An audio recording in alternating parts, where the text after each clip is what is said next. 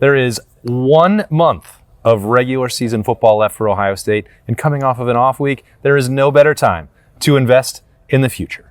Welcome to the Beat on the Austin and Birm Show. He is Jeremy Birmingham. I am Austin Ward. So, with 5 games left for Ohio State, ramping up November, starting with Penn State. Regular season games. I thought I prefaced it enough. Well, you never know how people are. Okay. Well, they're going to be like, come on, Austin, you said 5 games left. They can play 9. I think that they probably will play 9, and that's a bold prediction for you out there. I believe that this team is going to win the national championship, but maybe we'll save that for another show, one that's actually prediction-based in reality. This is more of a fictional financial world that we live in, where I want to just pinpoint a couple players that are worth keeping an eye on, because the situation has really changed a lot. I think primarily at running back from game 1 through game 7. That depth chart in some ways has flipped entirely. So who could be some guys that you want to keep an eye on starting at the beginning of November who could play a significant role by the time Ohio State gets to the big house? So that's this week's Stock Watch. That's this week's Stock Watch. That's what you just. That's what it's going to be like. That's what this was going to be like. Yeah, well, that's what it's going to be. That's what it's going to be. We're going to talk about players who may develop into pretty important parts for November. You mentioned the running bait's probably stock down on me. Apparently, I just botched the entire intro. No, I was just copying everything you said for fun. It obviously starts at running back, and that is something where I think it's interesting, because when the season started, Ryan Day spent so much time in the offseason and early parts of the season talking about eliminating assumptions, and like the running back depth chart was, for everyone's purposes, pretty much just an assumption. It was like, well, here's James Peoples, here's C.J. Donaldson, he's got 2,000 yards, he was the heir apparent last year, these are the guys, and everything else will just fall into place. And then the games happened.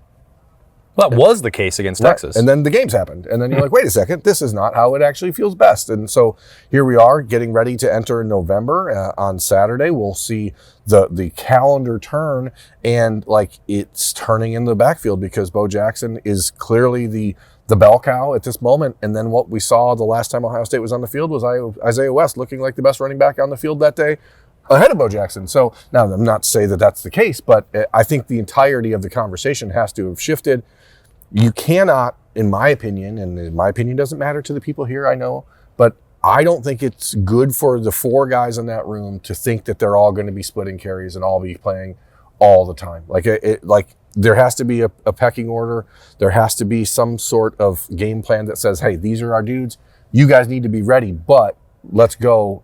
These are the guys we're running with. And it feels to me like Bo Jackson and Isaiah West have shown something different than the other guys. So I think Isaiah West is the one that's a surprise, because he, was getting a fourth quarter touchdown against Grambling State or whatever, and nobody really wanted to talk about him then because Bo Jackson had the 109 yards on 7 carries or whatever. But Isaiah West has actually been plodding right along the whole time. Yeah, I think he's a really good example of the way Ohio State has managed the freshmen or first-time starters and brought them along without necessarily rushing, forcing them to do, like, you're adding a little bit at this level, and then the next week you can do a little bit more. That happened with Bo Jackson, and it happened maybe at a faster rate than anticipated. That's why the workload ticked up as dramatically as it did for him. And Isaiah West, that was a little bit different. We even saw him late in the Illinois game the week before Wisconsin. Was like, I don't know, is that enough to ensure that he's going to get a role the following week?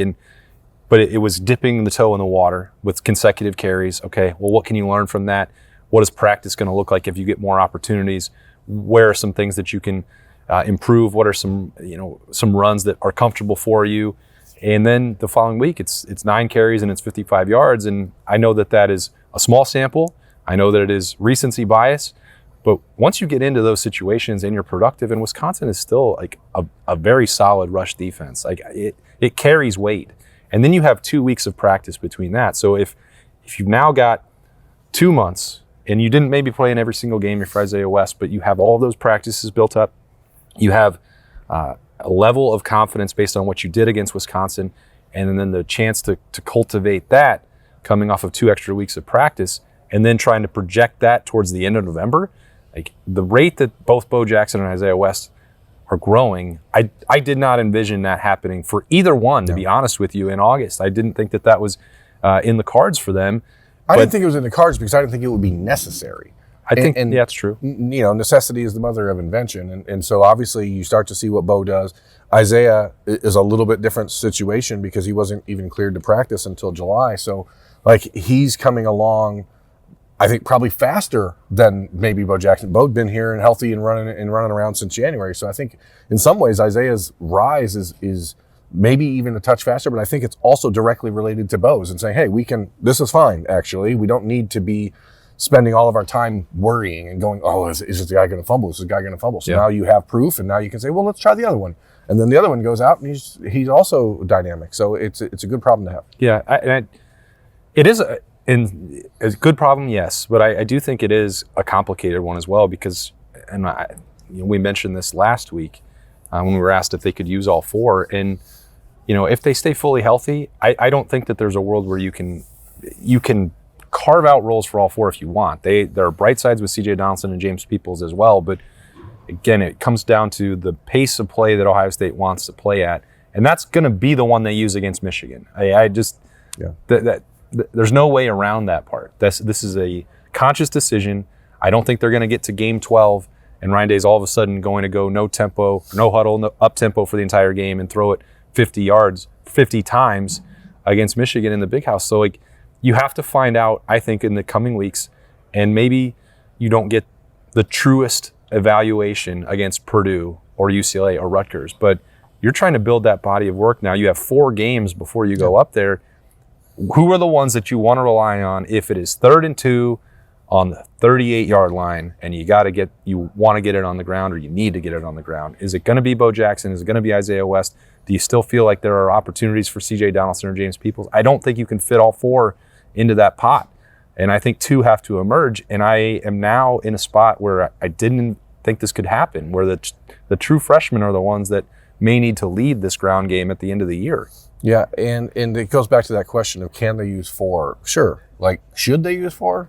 That's a totally different conversation. Is it actually benefiting anybody to use 4? That's another conversation. But clearly, you're not going to get a full accounting of what Isaiah West or Bo Jackson's long-term ceiling and potential are when you're playing Purdue, UCLA, and Rutgers.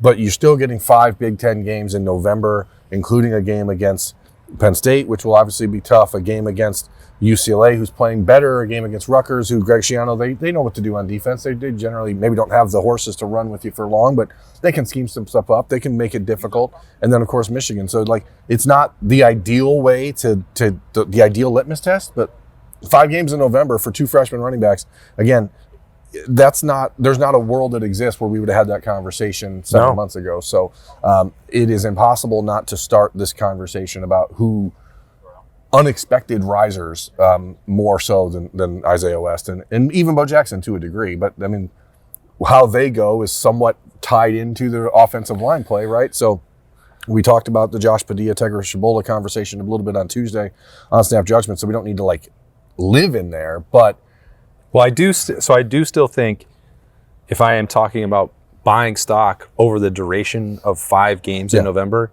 then I would be taking Josh Padilla because and it's not even a matter of ships crossing in the night or Tegra going the complete wrong way. I think Tegra is right here on a plateau and he's giving a consistent level of play.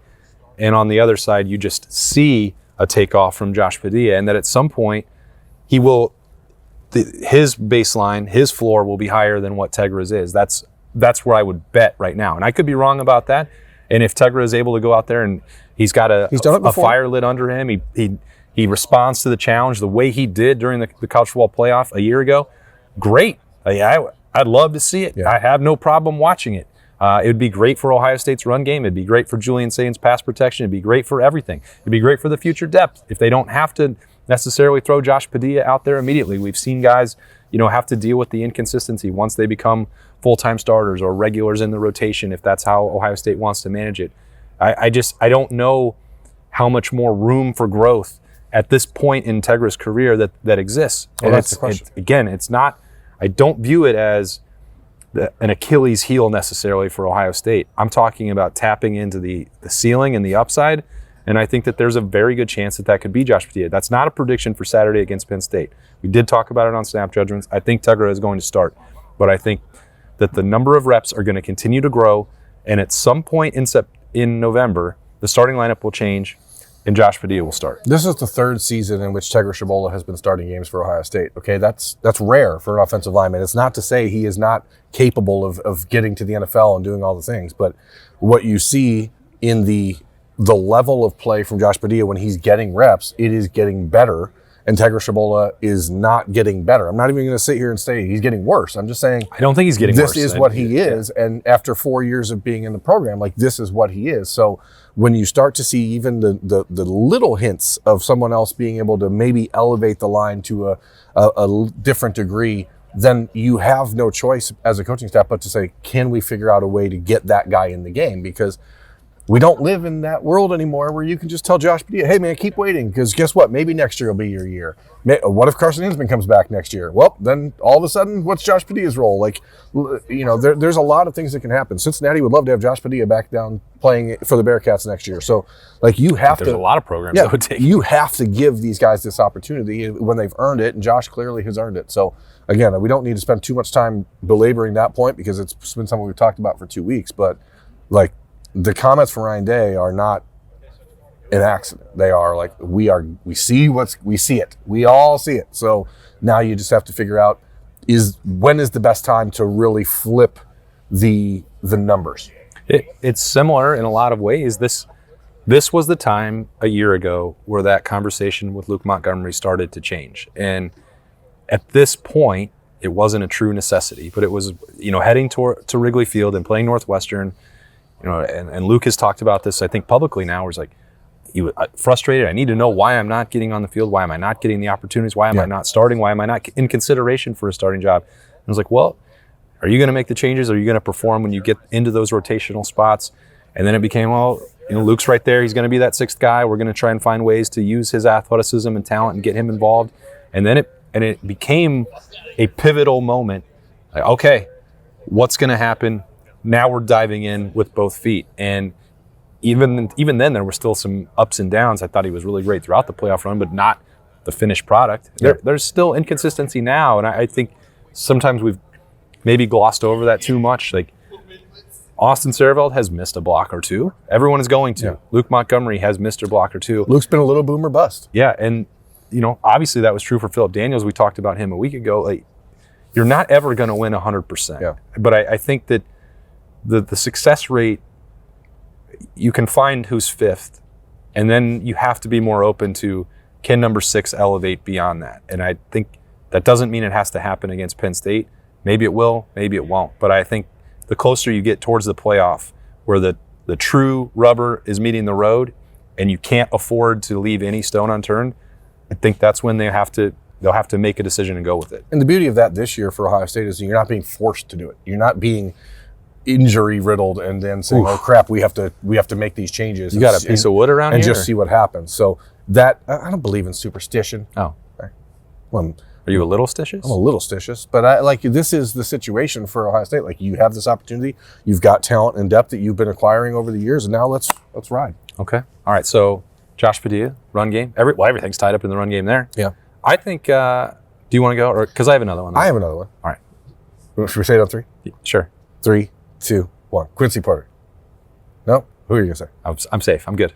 Okay. I want to spoil it. I don't know exactly what the role is for Quincy Porter, but it again, similar to the discussion about Bo Jackson and Isaiah West, it's like once you put the young guys out there, the first-year guys out there, and then they look like they belong, like that is an exhale moment for the coaching staff. Like, okay, we've worked for 10 months to get this guy to this moment. And now we're going to shove him out on the field, and he's going to let us know if he can sink or swim.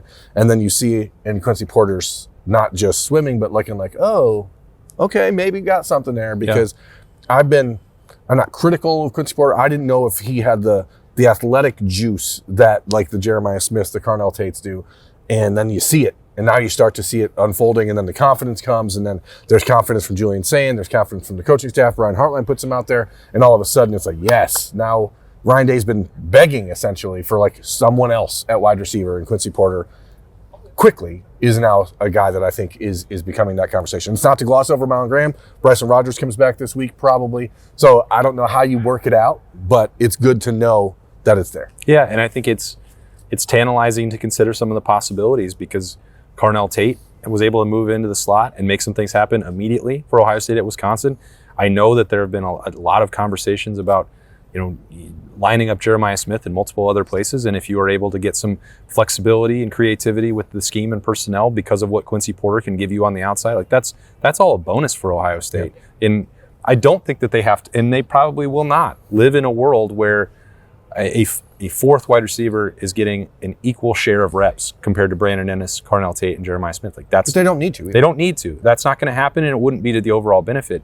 But again, you're talking about potentially playing 9 more games. Like there are a lot of reps that are going to be available to Ohio State players, and there's a lot of need to continue to evolve on offense. Like, yeah, maybe if you get to be playing whoever in the semifinal, you're not even going to consider putting a fourth wide receiver out there unless you absolutely have to. Like that's because your ceiling is highest with Jeremiah, Carnell, and Brandon Ennis on the field. And 7 tight ends. And maybe you don't do that. Let's hold your last guy till Thursday. And have that lead off your 3 thoughts Thursday. You want to? Why not?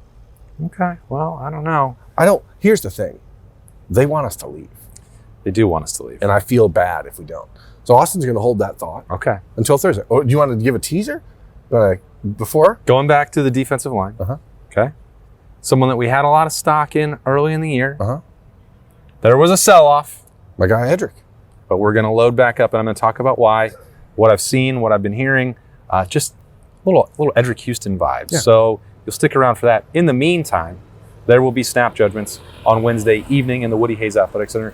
Can't wait to get back into that, as this week is going fast. It feels great to be back in Columbus for a game week, a matchup game against Penn State. Ryan Day said it, and I take that at face value. He is Jeremy Birmingham. I am Austin Ward.